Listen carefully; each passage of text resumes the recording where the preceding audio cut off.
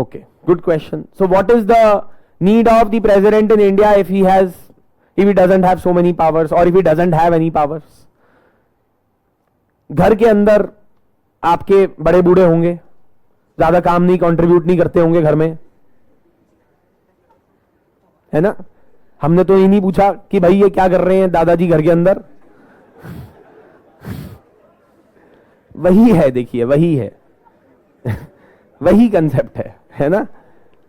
There is a symbol of the state. एक state का head होता है, सिंबल होता है, वो बस रोल अदा कर रहे हैं वो, बस और कुछ नहीं है. पोजीशन है सर, पोजीशन क्रिएट की हुई है और सिस्टम एक मॉडल बनाया हुआ है. आप चाहें तो हटा सकते हैं, है ना? दादाजी को भी बोल सकते हैं कि वृद्ध आश्रम चले जाइए. ठीक है, हमने ये सिस्टम अडॉप्ट किया है सर. क्यों?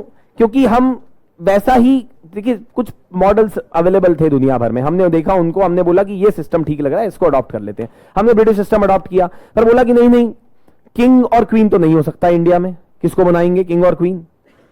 Not possible. और हमने ये बहुत देख लिया राजाशाही.